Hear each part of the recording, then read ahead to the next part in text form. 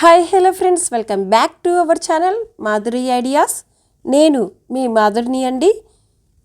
ఈరోజు మన ఛానల్లో ఒక సరికొత్త రెసిపీని చేసుకుందామండి. అదేంటంటే, మన ఇంట్లో ఈరోజు ఏ కూరగాయలు లేనప్పుడు ఇప్పుడు వంట ఏం చేయాలబ్బా అని ఆలోచిస్తూ ఉంటాం కదా. అలాంటప్పుడు కూరగాయలతో పని లేకుండా ఇలా సింపుల్గా గీ ఫ్రైడ్ రైస్ని చేసుకుందామండి. నిజంగా చెప్తున్నానండి, టేస్ట్ అయితే చాలా చాలా బాగుంటుందండి. ఇంకా పొద్దున్నే పిల్లలకి అలాగే ఫ్యామిలీ మెంబర్స్కి ఎవరికైనా సరే లంచ్ బాక్సులు ప్రిపేర్ చేయాలన్నప్పుడు ఇలా గీ ఫ్రైడ్ రైస్ని చేసుకోవచ్చు. ఇప్పుడు గీ ఫ్రైడ్ రైస్కి కావాల్సిన పదార్థాలు అలాగే తయారు చేసే విధానం చూద్దాం. ముందుగా గ్యాస్ స్టవ్ని ఆన్ చేసి ఒక కడాయిని పెట్టండి. అందులో 3 టేబుల్ స్పూన్ నిండుగా నెయ్యిని పోసుకోవాలి. ఇలా నెయ్యి మెల్ట్ అయ్యాక అందులో 10 నుండి 15 వరకు జీడిపప్పుల్ని వేసి గ్యాస్ స్టవ్ని మీడియం ఫ్లేమ్లోనే పెట్టి వీటిని దోరగా వచ్చేంత వరకు ఫ్రై చేసుకోవాలి.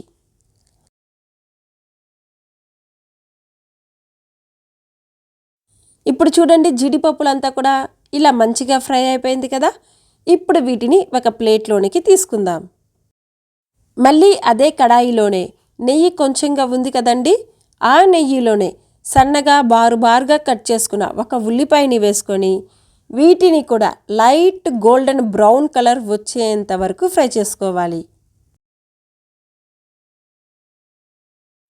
చూడండి, ఉల్లిపాయలంతా కూడా లైట్ గోల్డెన్ బ్రౌన్ కలర్లోకి మంచిగా చేంజ్ అయింది కదా. ఇప్పుడు వీటిని కూడా ఒక ప్లేట్లోనికి తీసుకుందాం. దాని తర్వాత మళ్ళీ అదే కడాయిలోనే మనం ఇప్పుడు మసాలాని ప్రిపేర్ చేసుకుందామండి.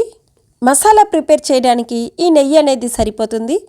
లేదంటే మీకు ఎక్స్ట్రాగా కావాలి అని అనుకుంటే ఇంకొంచెం 1 టేబుల్ స్పూన్ నెయ్యిని యాడ్ చేసుకోండి. ఇప్పుడు ఇందులో ఒక్కొక్క ఇంగ్రీడియంట్స్ని యాడ్ చేద్దామండి.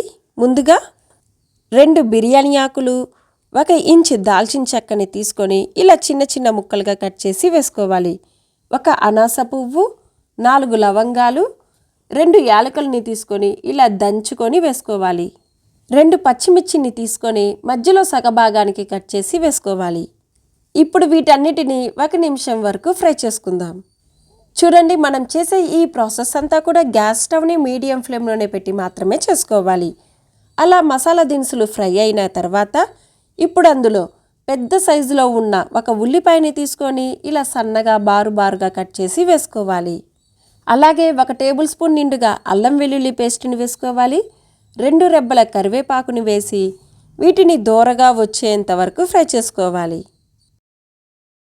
ఇలా ఉల్లిపాయలు ఉడికి అద్దం షేడ్లా మారిన తర్వాత ఇప్పుడు ఇందులో బాస్మతి రైస్ని యాడ్ చేసుకుందామండి. నేను ఇక్కడ 1 కప్పు నిండుగా బాస్మతి రైస్ని అరగంట వరకు నీళ్ళల్లో ముందుగానే నానబెట్టుకొని దాని తర్వాత 2-3 సార్లు బాగా కడిగిన తర్వాతనే వేసుకుంటున్నానండి. ఇలా మొత్తం రైస్ని వేసుకున్నాక ఈ రైస్ని నేను ఈ మెజర్మెంట్స్ కప్లోనే తీసుకున్నానండి. ఈ మెజర్మెంట్ కప్ లేదంటే మీ ఇంట్లో ఏ కప్పు ఉన్నా సరే ఆ కప్పు ద్వారానే కొలతల్ని తీసుకోండి. ఇప్పుడు మసాలా అంతా కూడా రైస్కి పట్టేలా మరొకసారి బాగా కలుపుకొని దాని తర్వాత కడాయి పైన మూత పెట్టి ఒక 2 నిమిషాల వరకు మగ్గించుకోవాలి. అలా 2 నిమిషాలు అయిన తర్వాత చూడండి, మసాలా అంతా కూడా రైస్కి బాగా పట్టింది కదా. మళ్ళీ మరొకసారి కలుపుకొని మనం ఏ కప్పుతో అయితే బాస్మతి రైస్ని తీసుకున్నామో ఆ కప్పుతోనే 1 కప్పు బాస్మతి రైస్కి 1.25 కప్పు మంచినీళ్ళు కరెక్ట్గా సరిపోతుంది.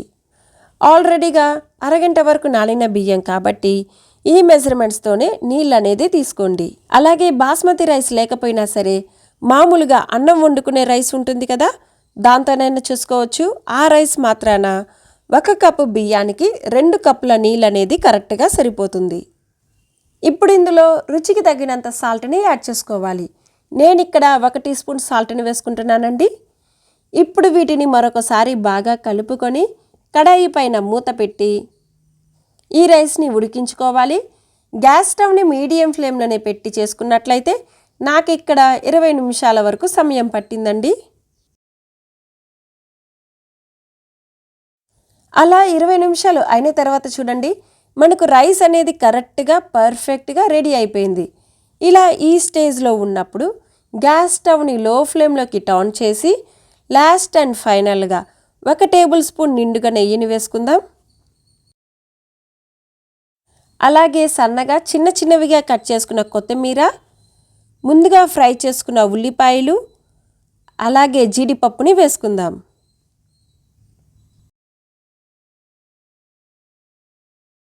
ఇప్పుడు వీటిని ఈ ఇంగ్రీడియంట్స్ అంతా బాగా కలిసేలా కలుపుకోవాలి.